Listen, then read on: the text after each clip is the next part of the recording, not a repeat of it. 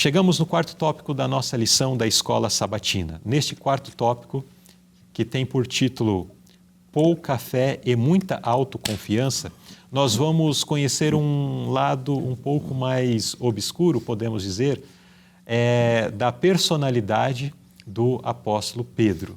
Nós já vimos algumas características interessantes nos tópicos anteriores, como no segundo tópico, que apresentou ali Pedro reconhecendo a sua pequenez diante de Deus como um miserável pecador. Nós vimos no terceiro tópico que Pedro ele tinha um espírito ávido por conhecer sinceramente os ensinamentos da palavra de Deus. Mas agora vamos ver que, apesar desses bons traços, ele tinha alguns outros que não eram tão bons assim e que não estão registrados nas Escrituras para que nós sigamos o exemplo, mas estão registrados para a nossa advertência, para não seguir este mesmo caminho.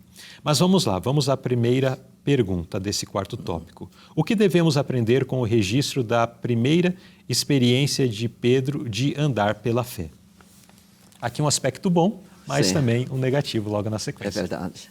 Eu acho bastante interessante essa experiência, porque o texto diz que Pedro andou sobre as águas. Não é fácil andar sobre as águas. E aqui diz que Pedro andou. Mas eu gostaria, primeiramente, de contextualizar, apesar de não estar aqui na nota, na lição, mas o início desse relato diz que Cristo ordenou aos discípulos que fosse para o outro lado do lago ou do mar. E quando eu olho para essa palavra ordenar, significa uma ordem. E depois nós vamos ver que quando eles estavam no meio do mar, aí veio algumas ondas muito fortes e o barquinho começou a balançar e aqueles pescadores que eram bastante experientes ficaram com medo.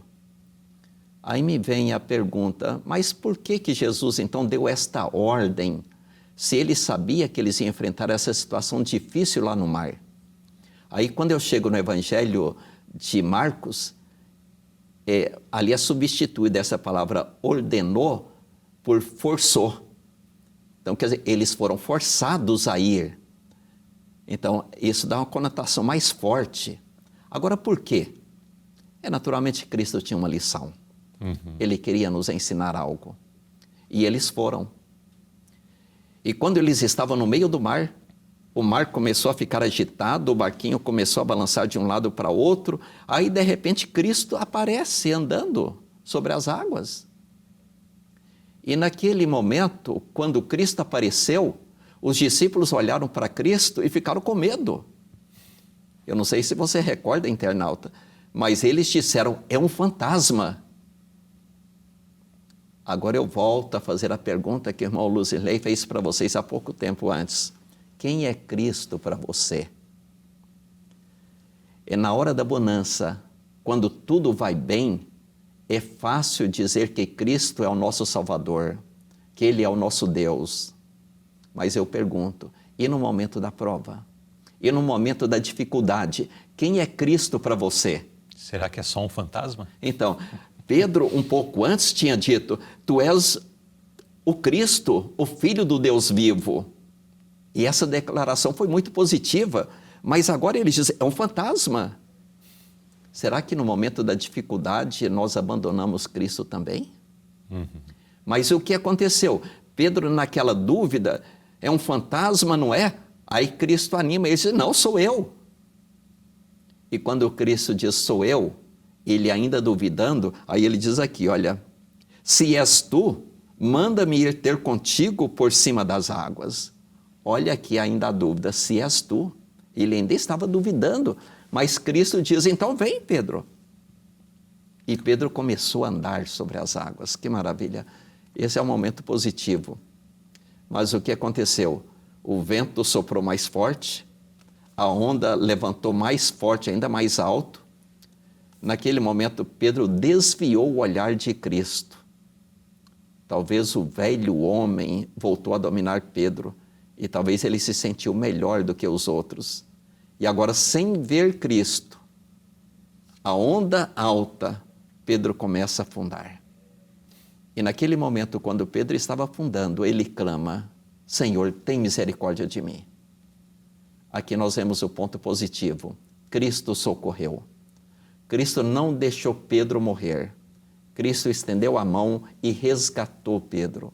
Então, Cristo ainda hoje está pronto para resgatar aqueles que estão caindo, aqueles que estão duvidando, aqueles que estão distantes de Cristo. E Pedro, ele teve essa experiência maravilhosa e nos traz muitas lições aqui da experiência de Pedro. Então, enquanto Pedro manteve seu olhar fixo em Jesus, ele andou pela fé. Sim. No momento em que desviou seus olhos de Cristo, veio a ruína, né? Sim. Mas apesar disso, daí até a mensagem de esperança a gente tem, o irmão mencionou, apesar de Pedro ter se desviado de Cristo, Cristo vai ao seu encontro e lhe socorre, né? Exatamente. Porque se Jesus tivesse o mesmo sentimento mal que nós, seres humanos, temos, teria agido diferente, né? Mas Jesus não é, enfim, Jesus é Jesus, é o nosso modelo. É porque podemos, ora confia, ora não confia, fica com esse negócio, uma hora está certo, outra hora não está certo. Não dá para confiar nesse Pedro, não. Deixa que pereça aí. Mas Jesus Cristo não foi assim, não faz isso. O primeiro parágrafo diz assim: Pedro deveria ter mantido o olhar fixo em Jesus, mas contemplou as ondas agitadas e sua fé fracassou. Então, naquele momento, a fé de Pedro fracassou. Seus olhos se desviaram de Jesus e se fixaram nas dificuldades, né? Então, nos problemas. Mas no momento que a fé fracassou, Cristo salvou. Então, se nós perdermos a fé em determinados momentos, ainda há esperança. Cristo ainda estende a mão para nos salvar. Esse é um ensinamento muito interessante, irmão Edson. Eu não havia pensado ou não havia refletido assim, né? Porque é mais comum a pessoa pensar, não, eu preciso ter fé para chegar até Jesus. Mas nós vemos que nos alcança mesmo quando a nossa fé fracassa. Como aquele homem que chegou, né, suplicando que Jesus curasse o seu filho, e Jesus perguntou se ele tinha fé, e ele reconheceu que não tinha fé. Verdade. Mas Jesus o socorreu, né? Jesus não deixou aquele homem ali com a sua dificuldade, com o seu problema. Jesus socorre pessoas mesmo quando a fé falta nessa situação. Aí vemos a grandiosidade do amor de Cristo por nós. Isso mesmo. Pergunta B. Embora Pedro passasse cada vez mais tempo com Jesus, porque ele exagerava... Aliás, é isso mesmo. Isso mesmo. Porque ele exagerava ao se autoavaliar e exaltava a sua própria capacidade de resistir a uma grande tentação. Porque muitas vezes, mesmo caminhando com Jesus durante bastante tempo, alguns problemas não são vencidos. Então, vencer os problemas é um processo. Vencer os defeitos é um processo. Cristo nos dá a graça e conforme nós vamos exercitando nossa comunhão com Cristo, vamos vencendo aos poucos. Mas quando desviamos o olhar de Cristo, então o ser humano parece que dá um passo à frente e nós fracassamos. A nota diz assim: mas Pedro aprendeu apenas em parte a lição. A autoconfiança não se desarraigou. Então Cristo falou para eles: olha, vocês vão me negar. Pedro diz: eu não. Cristo diz: vocês vão me abandonar. Pedro diz: eu não. Ainda que todos te abandonem, eu não. Mas o que aconteceu na quinta-feira, quando Cristo foi preso? Diz que o soldado prendeu Cristo. Aí Pedro foi defender Cristo naquele momento, pegou a espada, tentou defender Cristo, mas não conseguiu. Aí Cristo repreendeu Pedro, mandou ele guardar a espada. E a partir daquele momento, A palavra de Deus diz que Cristo foi preso, ele foi levado para casa, ali para o julgamento, e diz que Pedro passou a seguir a Jesus de longe. Então Pedro, naquele momento, ele estava por um caminho diferente. Quer dizer, a mesma direção, mas um outro caminho. Cristo estava indo por aqui e Pedro seguindo de longe. E muitos cristãos hoje também começam a seguir a Jesus de longe e experimentam o fracasso. Porque Pedro, quando chegou lá na casa do julgamento do sumo sacerdote, Pedro não entrou. Pedro ficou no pátio. Então Pedro seguiu de longe, depois ficou longe, e ali, então ele negou a Cristo 3 vezes. Então por que Pedro, ele exagerava quando ele olhava a sua capacidade? Pedro tinha habilidades boas, mas as nossas habilidades, se não forem subjugadas pela graça de Cristo, nada valem. E se torna um tropeço, né? Se torna um tropeço. No caso de Pedro, algumas vezes sim. Sim. E agora Pedro, então, quando ele nega a Jesus, Jesus não abandona Pedro mais uma vez. Cristo olha para Pedro, o galo canta, Pedro olha para Jesus. Nesse momento, Pedro se esvazia de todo o eu, de todo o orgulho, de toda a ambição. E Pedro, completamente vazio, ele agora estava preparado para ser cheio da graça de Cristo. Então aqui nós temos uma outra lição. A minha capacidade, os meus talentos precisam ser colocados de lado para que Cristo me encha do seu poder, da sua graça, e através do poder de Cristo, aí sim, eu posso usar as minhas habilidades para o avanço da obra do Senhor. Muito bem.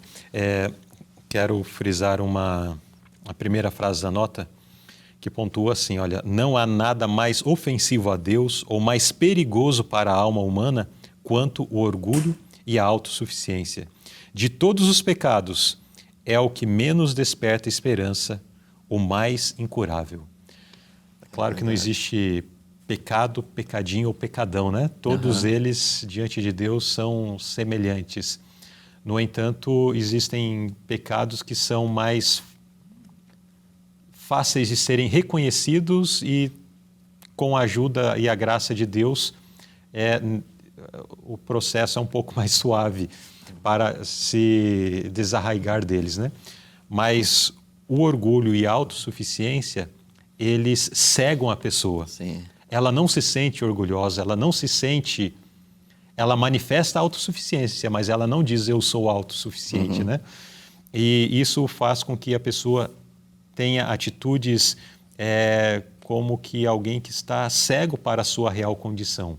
E aquele que não reconhece o seu defeito, automaticamente ele não busca o socorro, não busca ajuda apenas em Jesus Cristo. E essa é exatamente a característica do período em que nós estamos vivendo, onde o anjo de Deus falando do povo que habita, do povo desses últimos dias, de forma geral, da cristandade de forma geral, faz menção de que um dos sintomas ou uma das suas características é a cegueira espiritual, inclusive para perceber os seus próprios pecados. Sim. É por isso que é dito deles que são mortos, porque se fossem frios, pelo menos perceberiam que estavam em má situação e tomariam alguma decisão, né, em relação a isso. Mas a característica é essa de cegueira, não consegue perceber o problema. Se não percebe o problema, não busca a solução, não busca o remédio. E aí é por isso que aqui é apresentado, né? É o que menos desperta esperança. Porque a pessoa não sente necessidade, não né, sente de alguém para ajudar. De alguém para ajudá-lo. E nós dependemos de Cristo. Em questões espirituais, nada conseguimos fazer sem Cristo. Exato. E precisamos sentir esta necessidade. E Pedro precisou passar por um momento assim bastante complexo. Sim. Para poder reconhecer o seu problema e então se entregar a Cristo. A nota fala sobre isso. Eu gostaria de ler aqui uma parte. A história de nenhum dos discípulos ilustra melhor o método de treinamento de Cristo do que a de Pedro. Ousado, agressivo e autoconfiante, rápido para responder e pronto para agir, veloz na retaliação. E com frequência recebeu reprovações, aliás.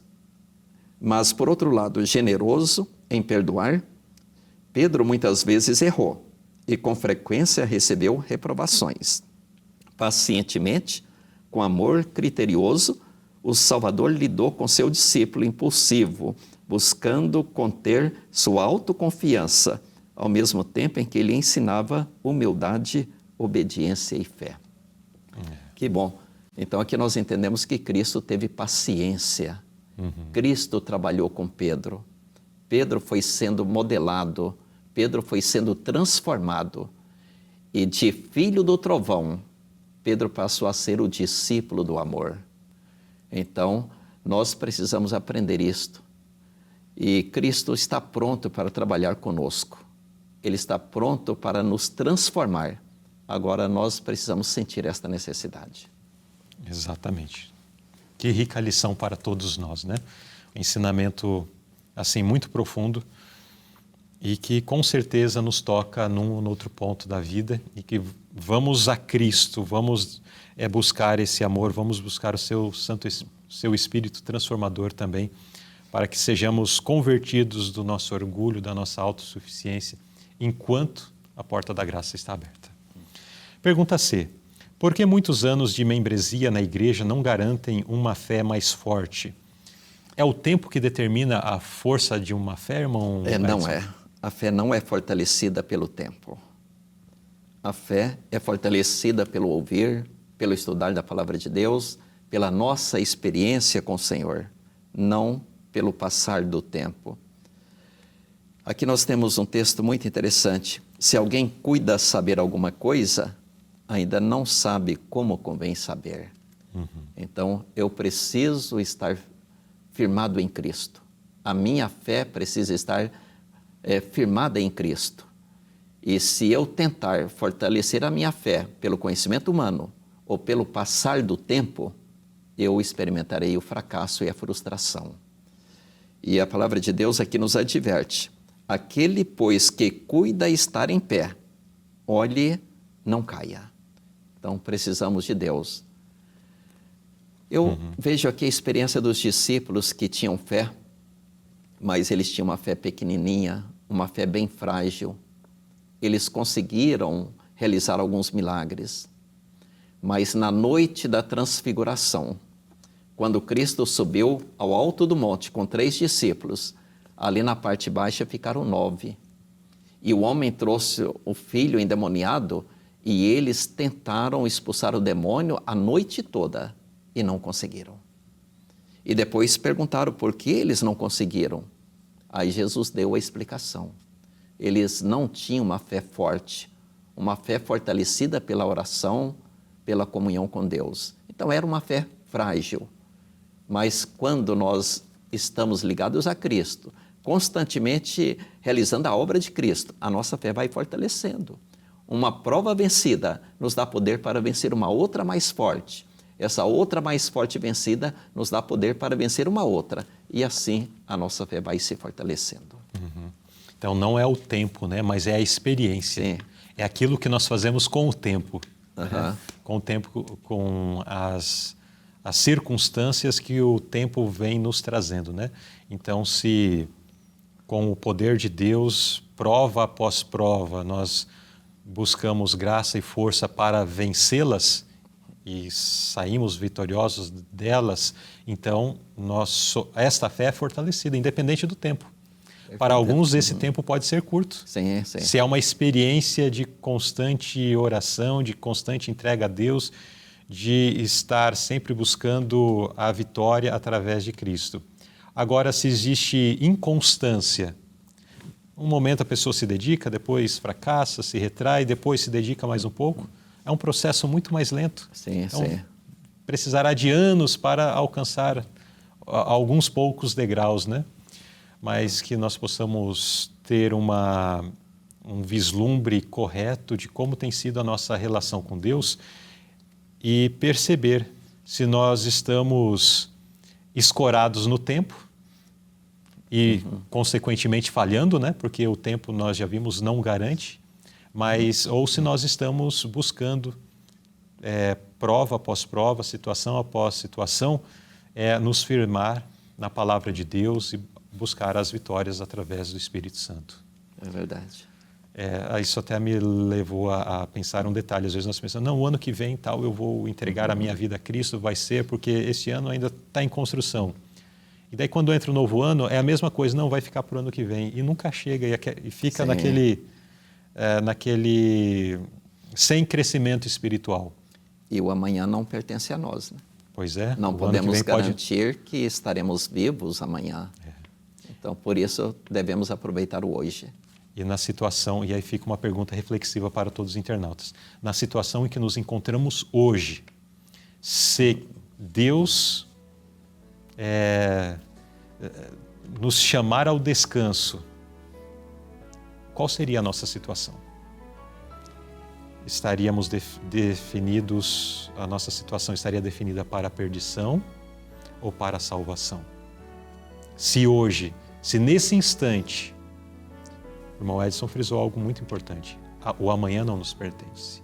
Então, se nesse instante, se hoje nós fôssemos chamados ao descanso, o que seria da nossa alma? O que seria de cada um de nós?